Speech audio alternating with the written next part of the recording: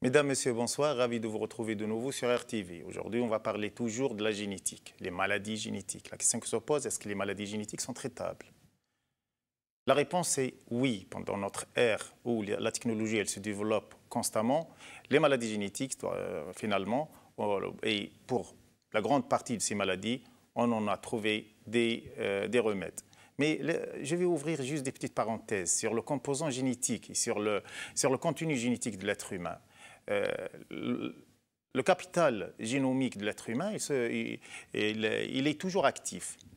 Et parfois, dans l'état normal, il réagit différemment d'une personne à l'autre. On en a parlé de ça. Par exemple, l'infection de Covid, ce n'est pas tout le monde qui réagit de la même façon.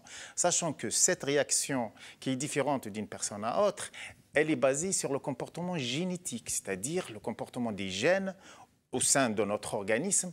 Ils se défendent différemment d'une personne à l'autre. Donc, le génome, il est dans le cœur de la défense contre les maladies. Mais une fois ce capital génétique il est atteint, là, il y a le couac. Là, il y a la maladie. La question que se pose, une fois le gène il est muté, une fois le gène il est, en jargon habituel, il est cassé, comment on peut lui faire le remède? Déjà, avant tout, on va essayer de lancer un ensemble de moyens de diagnostic. Et actuellement, comme je ne vous ai pas parlé du capital génomique de l'être humain il y a presque 3 milliards de 242 millions d'unités, ce qu'on appelle unités, c'est les bases azotées. Donc, il y a plus de 3 milliards.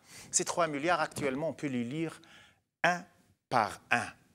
Et c'est pendant presque 7 heures, on arrive à lire tout ce génome humain. Et rapidement, dans le jour suivant, on peut trouver rapidement quel gène exactement, quelle position, quelle base azotée elle était touchée. Donc, le diagnostic maintenant il ne pose pas de problème. Rapidement, rassurez-vous, toutes les maladies génétiques actuellement sont diagnostiquées. Mais le problème, c'est le traitement. Le traitement, est-ce que vraiment on a des traitements?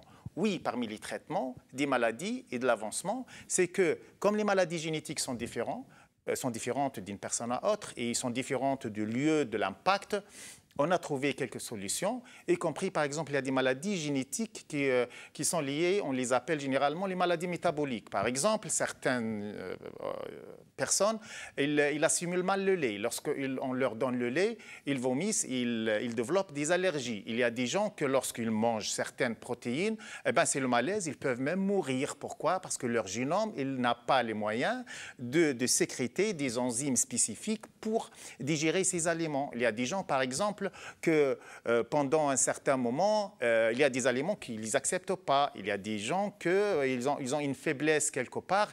Et généralement, ça tourne autour des maladies métaboliques.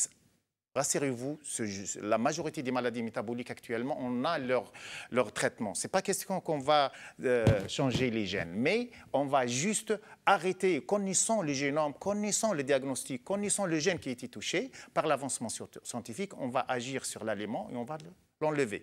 Les gens qui ont une allergie contre certains constituants du lait, lactose ou bien quelque chose d'autre, on va enlever l'élément qui fait l'allergie. Les gens qui ont des allergies contre certaines protéines, on va lui dire attention, ne mange pas ça et mange celui-là.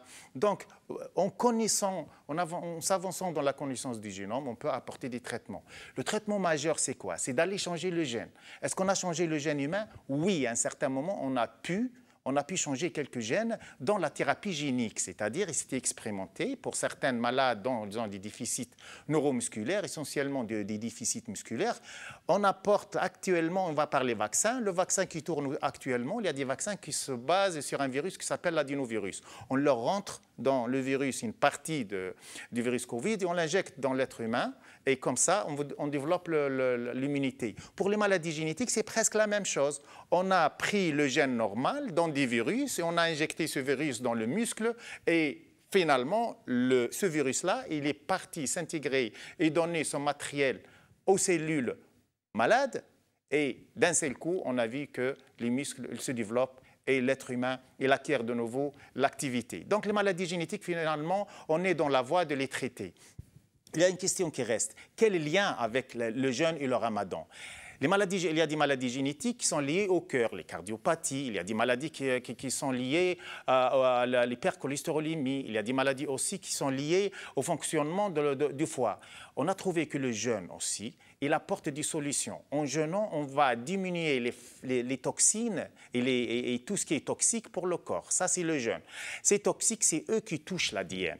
Donc, en jeûnant, en limitant les facteurs toxiques, en laissant les gènes fonctionner normalement, et parfois, même si on a une maladie génétique, elle devient réversible. C'est ce qu'on va parler dans la séance prochaine, comment une maladie, elle peut être réversible juste par le contrôle de l'alimentation.